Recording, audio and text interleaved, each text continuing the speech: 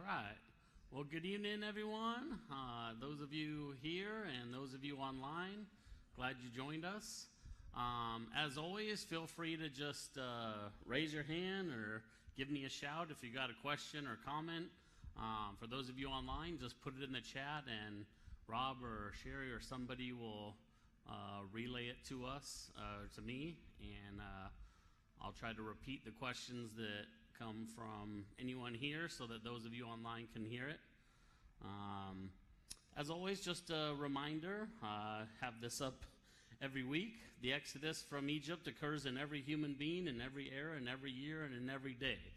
So tonight we're actually going to talk about the Exodus event, the leaving of Egypt by the Israelite people. As I mentioned in week one, we're treating the whole expanse of the people of Israel being in Egypt, the 10 plagues happening, them leaving Egypt, going to Mount Sinai, which we'll get to tonight as well with the 10 Commandments. We'll discuss in the last part of our time tonight.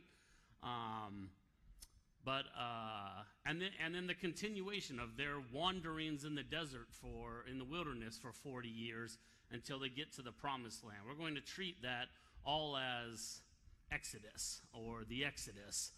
But there is the specific leaving from Egypt is the actual Exodus event. But this is simply a reminder that the Exodus is not just a historical moment in time event, but it occurs throughout our lives as God leads his people on the roundabout way from captivity to salvation. And this is just another reminder. We've talked about this several times about when Moses first has a conversation with God at the burning bush, and God said to Moses says to him, like, who am I to be the one to go lead the people out? And then he turns that around and says, and who are you? He says, what's your name? They're going to ask me your name. And as we talked about before, what he was really asking is, they're going to ask me what kind of God you are. Tell me what am I supposed to say to them about that? And God replies to Moses here, I am who I am. This is what you are to say to the Israelites. I am has sent me to you. God also said to Moses, say to the Israelites, the Lord, the God of your fathers, the God of Abraham, the God of Isaac, and the God of Jacob has sent me to you. This is my name forever, the name you shall call me from generation to generation. So his response is, tell them I'm the kind of God that has been with their forefathers in the past. I'm with them now, and I'll be with them forever. So past, present, and future.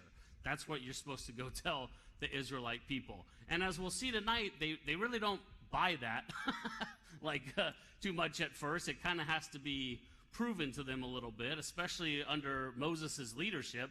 They might trust that God knows what he's doing, but they have their doubts about if Moses knows what he's doing. So last week we talked about the first 9 of the 10 plagues. We're going to start tonight with the 10th plague. But I just want to recall you to, if you weren't here last week, or if you were, just a quick recap. When we talked about the plagues, we talked about them as these kind of events that built on top of each other.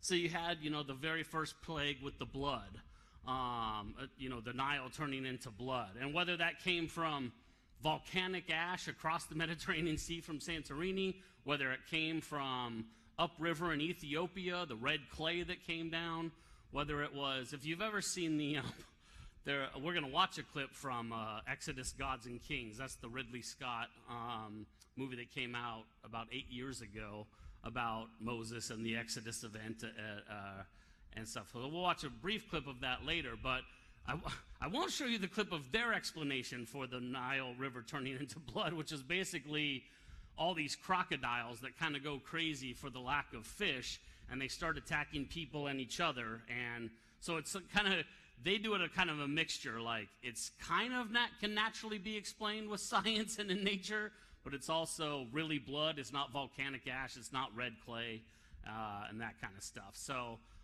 they have all these crocodiles attack each other, and the whole Nile turns to blood. But however it happens, whether it's a miraculous